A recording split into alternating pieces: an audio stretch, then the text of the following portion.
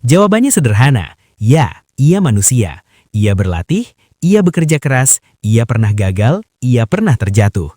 Namun, di atas lapangan hijau, dalam momen-momen krusial seperti laga melawan Orlando City SC, ia menunjukkan sesuatu yang terasa lebih dari sekedar kemampuan teknik. Encara Messi, encara Messi, encara Messi, encara Messi, encara Messi, encara Messi, encara Messi, encara Messi, encara Messi, encara Messi, gol, gol, gol, gol, gol, gol, gol, gol, gol, gol, gol, gol, gol, gol, gol.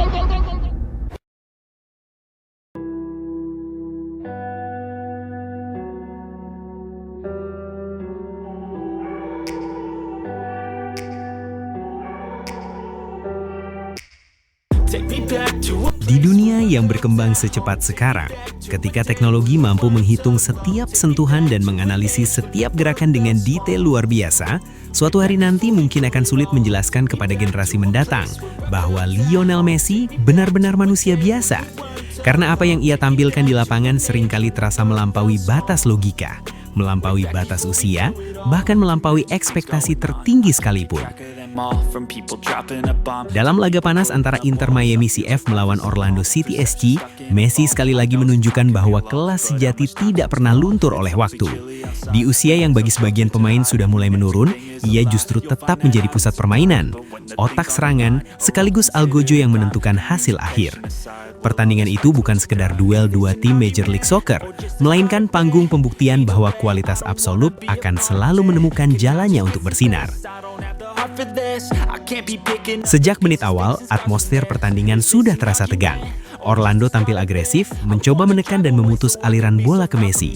Setiap kali bola mendekat ke arahnya, 2 hingga 3 pemain langsung mengurung. Namun justru disitulah letak keistimewaannya. Ia tidak panik, tidak tergesa-gesa, dan tidak memaksakan diri. Ia membaca permainan seperti seorang grandmaster catur membaca langkah lawannya beberapa tahap ke depan. Setiap sentuhan kecilnya memiliki tujuan, setiap pergerakannya membuka ruang, bukan hanya untuk dirinya sendiri, tetapi juga untuk rekan-rekannya.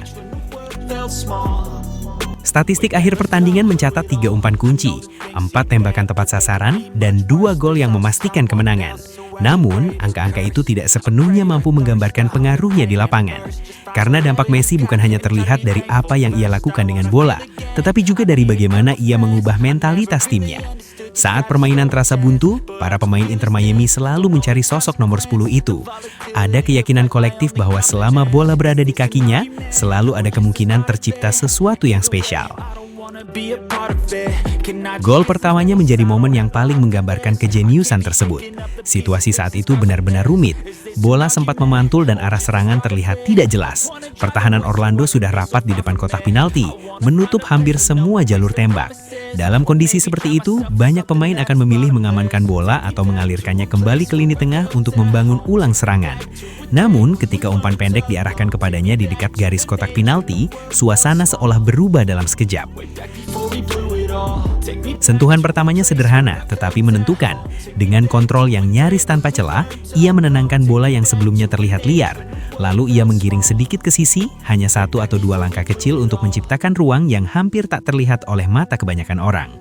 Sudut tembaknya sempit, posisinya tidak ideal dan tekanan datang dari belakang serta samping. Namun, justru dari posisi itulah ia melepaskan tembakan keras terukur dari luar kotak penalti. Bola meluncur cepat, melewati kaki-kaki bek yang mencoba menghalangi, dan akhirnya bersarang indah di sudut gawang.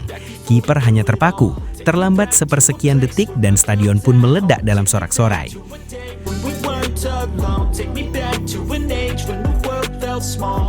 Gol itu bukan sekedar membuka keunggulan, tetapi juga mengubah momentum. Inter Miami yang tadinya bermain hati-hati mulai tampil lebih percaya diri. Orlando yang tadi agresif mulai ragu untuk terlalu terbuka. Dan di tengah perubahan ritme itulah Messi kembali menunjukkan kapasitasnya sebagai pengatur tempo. Ia tidak selalu berlari kencang, tidak selalu melakukan drill panjang, tetapi selalu berada di posisi yang tepat pada waktu yang tepat. Gol keduanya semakin mempertegas statusnya sebagai pemain terbaik pertandingan. Ia membaca celah di lini pertahanan lawan, melakukan kombinasi cepat dan menyelesaikannya dengan ketenangan khas seorang legenda. Tidak ada selebrasi berlebihan, tidak ada gestur provokatif, hanya ekspresi fokus yang seakan berkata bahwa pekerjaannya belum selesai.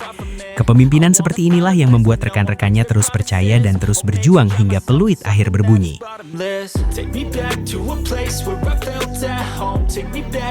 Lebih dari sekedar 2 gol, pertandingan ini adalah bukti bahwa Messi masih menjadi pembeda. 3 umpan kuncinya menciptakan peluang emas yang memaksa kiper lawan bekerja ekstra keras. 4 tembakan tepat sasarannya menunjukkan efektivitas, bukan sekedar kuantitas. Setiap kontribusinya terasa langsung berdampak terhadap jalannya pertandingan.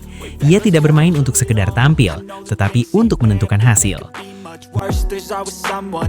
Yang membuat kisah ini semakin luar biasa adalah konteks usianya. Banyak pemain di fase karir seperti ini mulai beradaptasi menjadi pemain rotasi atau mentor dari bangku cadangan. Namun, Messi tetap menjadi pusat permainan. Ia tetap menjadi referensi utama serangan. Ia tetap menjadi sosok yang paling ditakuti lawan. Dan ketika pertandingan memasuki fase krusial, justru energinya terlihat semakin menyala. Pada akhirnya penghargaan pemain terbaik pertandingan yang ia terima terasa sangat pantas. Bukan karena nama besarnya, bukan karena reputasinya yang sudah mendunia, tetapi karena performa konkret yang ia tunjukkan selama 90 menit penuh. Ia hadir, ia memimpin, ia mencetak gol, dan ia memastikan timnya keluar sebagai pemenang. Mungkin bertahun-tahun dari sekarang, ketika orang-orang menonton ulang pertandingan ini, mereka akan melihat gol dari luar kotak penalti itu dan bertanya-tanya, bagaimana mungkin sudut sesempit itu bisa menghasilkan gol seindah itu? Mereka akan melihat statistiknya dan menganggapnya seperti data dari video game. Dan mungkin akan muncul pertanyaan klasik yang selalu mengikuti namanya. Apakah benar ia manusia biasa? Jawabannya sederhana, ya, ia manusia. Ia berlatih, ia bekerja keras, ia pernah gagal, ia pernah terjatuh. Namun, di atas lapangan hijau, dalam momen-momen krusial seperti laga melawan Orlando City SC, ia menunjukkan sesuatu yang terasa lebih dari sekedar kemampuan teknis. Ia menunjukkan insting, visi, ketenangan, dan kecerdasan yang sangat jarang dimiliki pemain lain. Dan selama ia masih berdiri di lapangan, mengenakan seragam Inter Miami, menggiring bola dengan langkah kecil khasnya, dunia sepak bola akan terus menjadi saksi bahwa keajaiban itu nyata. Bukan karena mitos, bukan karena cerita yang dibesar-besarkan, tetapi karena setiap pekan, ia membuktikannya sendiri.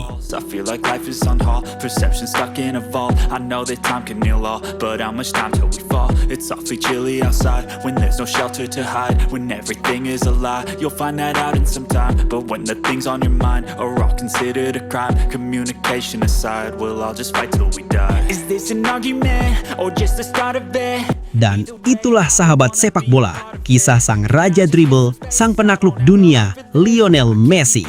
Dan untuk kalian para pecinta sepak bola sejati, terima kasih sudah menonton, sudah mendukung, dan sudah ikut merasakan semangat luar biasa ini. Jangan lupa like, share, dan subscribe. Karena di channel Raja Piala, kita akan terus menghadirkan cerita-cerita spektakuler, fakta panas, dan momen legendaris dari dunia sepak bola. Sampai jumpa di video berikutnya. Tetap semangat, tetap mendukung idola kalian, dan ingat, di sini rajanya cuma satu, Raja Piala. Way back before we blew it all. I know that things seem bad, but they could be much worse. There's always someone else who has a greater curse, a greater thirst, a hunger, pain, and mercy. Just find whatever you got and try to be thankful first. I wanna feel again, I need a couple friends. I never really understood just how the story ends, but I can feel it's tense. Don't know the consequence, the volatility of life, my only confidence. Is this an argument, or just the start of it? Either way, I don't wanna be a part of it. Can I just get some space? I don't have the heart for this. I can't be picking up the pieces, fixing scars from this. Is this an argument, or just the start of it? I wanna drive